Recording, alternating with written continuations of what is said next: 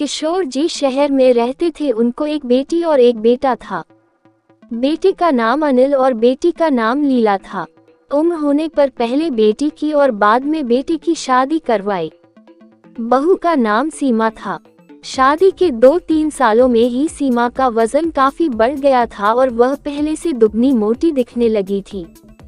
इस मोटापे की वजह से सीमा को कई लोगों के ताने सुनने पड़ते थे। पड़ोसी भी उसे मोटी भैंस कहने में हिचकिचाते नहीं थे। कितनी मोटी हो गई है, कैसी दिन पर दिन फैलती जा रही है, देखो जरा भी शर्म नहीं आती। पति बेचारा सूखा जा रहा है, ये देखो खा खा कर कैसे मोटी हो रही है। कुछ इस तरह की बातें अक्सर सीमा के कानों पर पड़ जाती थी। स्वभाव से हंसमुख सीमा इन बातों को इग्नोर भी कर देती, लेकिन उसे ज्यादा दुख तब होता था जब उसकी खुद की सास और ननंद उसके मोटापे के लिए उसे दोषी ठहराते और भला बुरा कहती। अनिल शरीर से काफी दुबला पतला था। शादी के बाद भी उसके शरीर में रत्ती भर का भी फर्क नहीं आया था। हालांकि सीमा मोटी होती जा रही थी, उसमें उसका कोई भी दोष नहीं था, बल्कि सीमा तो अनिल से भी कम खाना खाती और दिन भर घर के सारे काम करती रहती थी।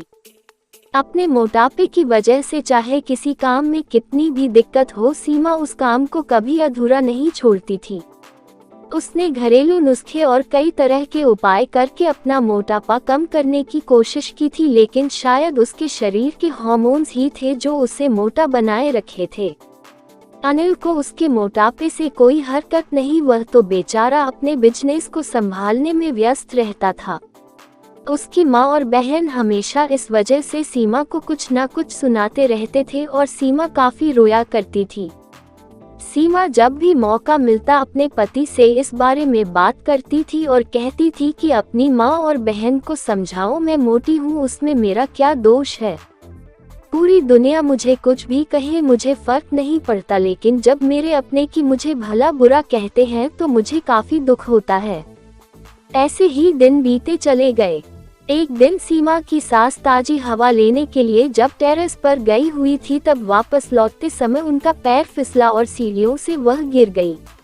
भाग्य से वह बच गई, लेकिन उनके पैर में बड़ा फ्रैक्चर आया। उनको अब एक जगह से दूसरी जगह जाने में भी काफी दिक्कत होने लगी। बिना किसी के सहारे के वह ऐसा कर ही नहीं पा रही थी। जिस मोटी बहू को वह रोजाना ताने मारती थी, आज वही बहू उनका हर काम कर रही थी और उन्हें एक जगह से दूसरी जगह ले जा रही थी। उनका खुद का वजन भी 75 किलो था, जो उनके बेटे अनिल के लिए भी उठा पाना संभव नहीं था। हमको विचार आया कि बहू शरीर से भरी पूरी नहीं होती तो आज उनका क्या होता है। सीमा की सास को सीमा के साथ किए हुए अपने बुरे बर्ताव के लिए पछतावा होने लगा। उन्होंने एक दिन मौका देखकर इस बात के लिए सीमा से हाथ जोड़कर माफी भी मांगी। सीमा ने कहा, अरे मालिक, आप माफी क्यों मांग रही है, आप मुझे समझने लगी, मेरे लिए इतना ही बहुत है। उस दिन के बाद सीमा के साथ में कभी भी उसे उसकी मोटापे की वजह से एक शब्द भी नहीं बोला, बल्कि तो उन लोगों से लड़ जाती थी जो सीमा को मोटी कहकर उसकी बुराई करते थे। सीमा की ननंद भी इस घटना के बाद उसे इस विषय पर कुछ भी ना कह सकी। खुश मिजाजी सीमा अब पहले की तरह ही सब कुछ भुला कर खुश रहने लगी।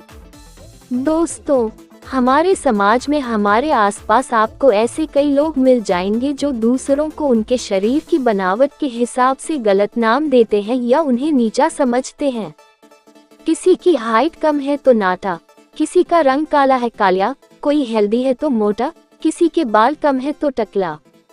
हमें ऐसी सोच को पूरी तरह खत्म करना होगा और यह समझना होगा कि बाहरी स्वरूप ज्यादा मायने नहीं रखता, मायने रखता है भीतरी खूबसूरती, स्वभाव और विचार।